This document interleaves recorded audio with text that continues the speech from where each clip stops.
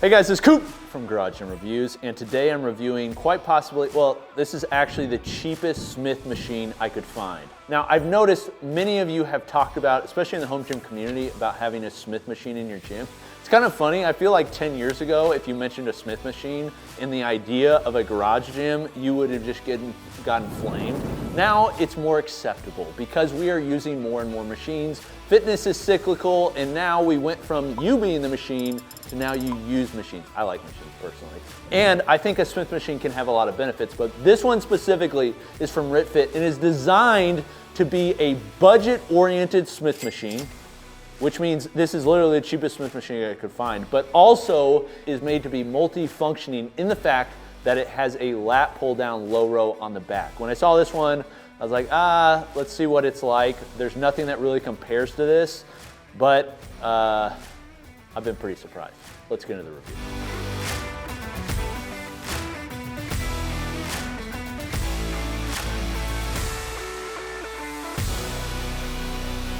Okay, this is from RitFit. RitFit sent it so I could do a review. This will be an honest review like everything else. I'm gonna talk about the things that suck because there are things that suck on it. I'll also talk about the things that are good. If you'd like to purchase it, check out the link below the like button.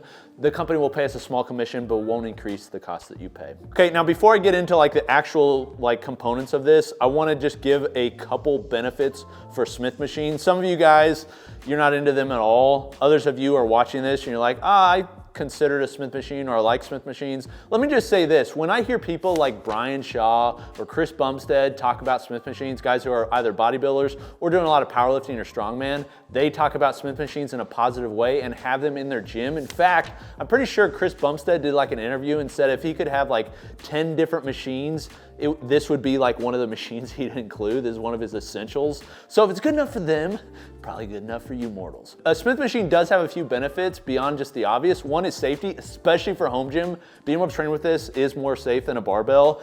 Two, it can have some benefits in the stability it provides. Also, that provides some negatives. It just depends what you're looking to train for. The other one is isolation of movements. This is what I'd say. If you want a Smith machine in your gym and it's gonna help you move more, get one. Who cares what people on the internet say? Like, doesn't matter. If you want one, it will help you train more, you liked it in your commercial gym, then get one. But is this the one? Well, let's talk about it. First off, this is designed really to be used as a Smith machine, but the biggest benefit of this, and the reason I'm reviewing it, is not because it's a Smith machine, but because it's dang cheap. In fact, this is the cheapest Smith machine I could find. Not just Smith machine that also includes a lat pull down and low row, just the cheapest Smith machine. This thing is right around 400 bucks. 400 bucks for a Smith machine, and you're like, that thing's really gonna suck. And it does in some ways, but it's got some big positives. Like seriously, this thing has some positives that I think meet the value and it's worth, for those of you that are looking for a Smith machine, I would definitely look at this one. Okay, here's why. First off, this can be used like an actual Smith machine. Now, there's a couple things that are like deceptive marketing on their website, and I've seen this with other RitFit stuff.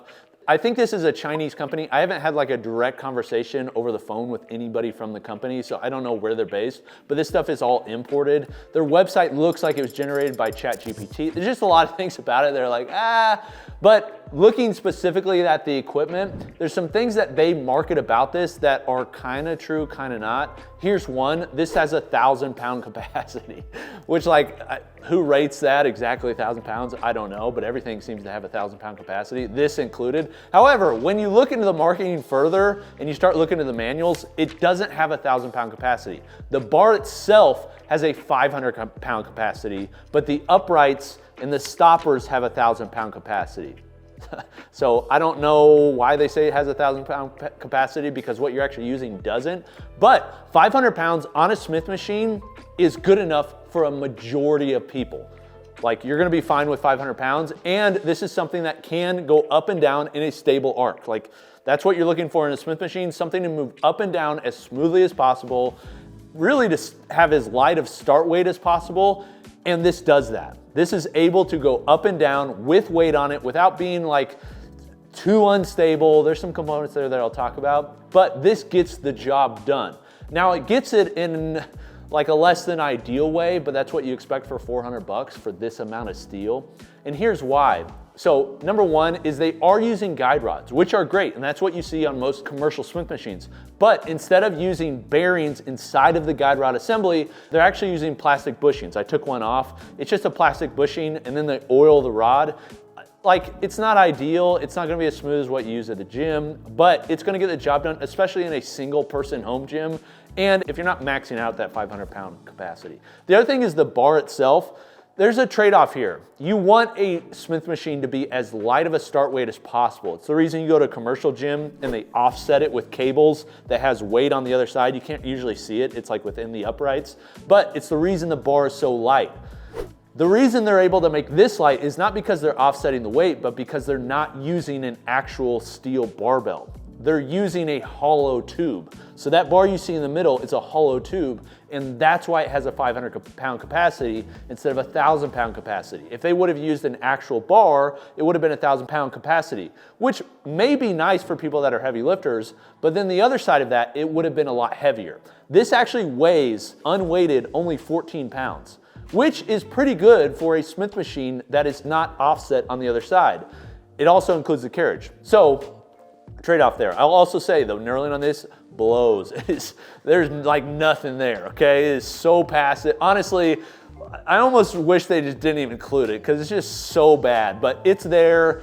You're gonna have to really chalk up, wear gloves, I don't know, wear lifting straps, but the knurling is really bad. But then the other thing is the sleeves are plastic. So the reason they're able to make this so light is because they're using really light materials, but that's also why it has a lower weight capacity, which is an okay trade-off. It leads to a cheaper price, which I think is okay for this market.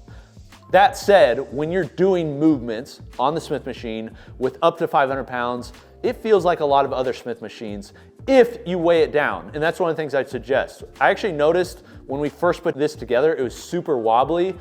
One of the reasons it was super wobbly is Sam hadn't put the rubber feet on yet. After you put the rubber feet on, make sure you put the rubber feet on, it gets much more stable. It's not perfectly stable, but I will say the more you weigh it down, and if you decide to drill this into the floor, which I don't think would be a bad thing, this thing gets much more stable. So I would just recommend if you're gonna use the Smith machine portion, make sure you at least weigh it down with a lot of weight.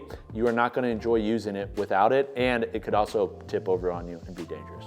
Now for the dimensions of the rack, it is a little bit short, so you're not gonna be doing standing overhead press on the Smith machine portion, which in reality, you can't really do on any commercial gym anyways. You pretty much just always have to be seated. So not a huge deal, but it's made for home gyms, so it's gonna fit in a short ceiling. Also, the depth isn't crazy long.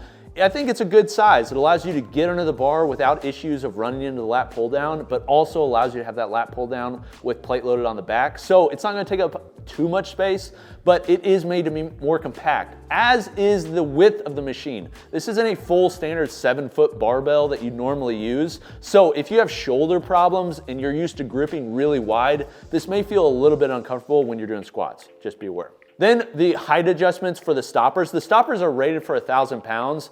They attach into the uprights. There's no like UHMW plastic or anything like that, so expect some issues with the powder coating and corrosion over time, but for 400 bucks, again, how much can you ask for? One thing I will call out though is they're using, they call it 2mm walled steel. It's 14 gauge steel. I don't know why they make this so complicated, probably because they're trying to hide the fact that it's 14 gauge, but most racks in this price point are 14 gauge. Just understand, like, it's not the thickest steel. For comparison, a majority of racks, like the one behind me over here, they're 11 gauge, the smaller the gauge, the thicker the steel. 11 gauge would be nicer, but again, 400 bucks. And I think 14 gauge for this is gonna be fine. It's just gonna have a little bit less stability and a little bit less weight capacity, but I think you can use it safely without worry. Then we have the lat pull down and low row on the back. This is the same lat pull down and low row that's on their RitFit rack, which is one that we've reviewed in the past. It's using guide rods, it's using plastic bushings, very similar system as what they're using on the Smith machine. It's just plate loaded and then has cables wrapping around. Again, with the weight capacity, there's some deception there because on the website it says it holds like 300 pounds or something. And then you look closer and it actually, the pulleys hold 300 pounds. The lat pull down bar that comes with it holds 300 pounds, but the stack on the back holds 165 pounds. So there, I would say this, it's gonna be able to hold what a majority of you are gonna be able to lift, but I would say be a little bit careful if you're going much over 165 because the cables are probably not rated for a crazy amount. I will say though, if you use this a lot, it may be worth upgrading over time to like aluminum pulleys. RitFit doesn't sell them, but if you're looking for like a hack to make a machine better and longer lasting, that's something that you could easily upgrade for not a lot of money, improve the cables, and you could have a machine that works really well. So one question you may have is like, if I'm starting a gym coming from a commercial gym, could I just get this or should I get a power rack first? I would say this, I prefer a power rack. I prefer like using a just traditional barbell. You can go heavier. I like training without stability. I just think there's a lot of benefits there. But if you only use a Smith machine at the gym, like let's say you go to Planet Fitness, they don't even have barbells, they use Smith machines, and you want that same experience at home, this is a way that you could cheaply do it and could do it safely. So it may be an option there. But the person I really think this works for is say somebody that really likes doing bodybuilding, isolation type movements, has a power rack already, but wants something, they have space for it, something that's more standalone for a Smith machine and the lat pull down low row, I think this is awesome. If you have the space for it, I would love a power rack and then this versus one that's all in one, because you can superset, you have more area you can move around, you can have it set up, you don't have to move everything off every time you're using it. The all-in-one units are really cool and because they don't take up a lot of space and you can quickly change them, but you do have to change them. This is just something that's a little bit more convenient, a little bit easier if you have both the space and money. And I think space will be the bigger issue because the money isn't that much. And if you're looking for a Smith machine, you basically got to spend more than double of this to get something like that's okay, or you go with this. There's just such a gap, which I expect companies to kind of fill over time, but for right now, there's just not really anything in between those price points. All of this said, do I recommend this thing at 400 bucks? Dude, I do. I think this is a sleeper pick. Like, I'm actually really surprised. I said a lot of things that aren't good about this, but man, a low price covers so many sins. 400 bucks for this thing includes a standalone plate-loaded lat pull-down low row that actually works. It's not like it's like the greatest thing ever. If you want a really nice heavy stack or a better option, you can go with another option. But if you're looking for something separate from a squat rack that's not all in one, that also includes a Smith machine, this will get the job done. Again, I'm not gonna say this is like the greatest thing ever because it's not, but for 400 bucks, I think you're getting a lot of value here, surprisingly. And right now, like truthfully, there's nothing else that compares. When I went on Amazon, the closest thing I found price-wise was around 900 bucks. Looked like a pretty similar quality, but didn't include a lat pull-down low row on it. Then if you go even like, if you're looking for a standalone Smith machine, if you go beyond that, you're like 1,200 bucks, 1,300 bucks.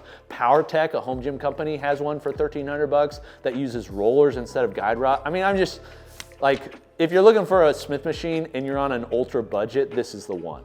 Like, that's just the reality. So I don't think this is the greatest thing of all time, but for 400 bucks, like, it's just a lot you can do with this. Just make sure you understand its capacity and what you're gonna get. Make sure you loosen up the bolts before you assemble it and get it in its spot. And after that, once you weigh it down, like, I think you get some real training in with this. Okay, let me know what you think of it. Is there any other budget machines or anything like that you'd like to see us review? Or any other Smith machines? One thing I will say, I'm expecting a lot of companies to come out with Smith machine attachments for the racks in the future. Like, I just see it. We see it from Bulletproof with their VTS, which we plan to review. If you'd like to see that, let me know in the comments, but there's other companies coming out with them as well. Let me know in the comments if you'd like to see those and more machine-based reviews. Okay, this has been Coop from Garage Gym Reviews. I'll see you later.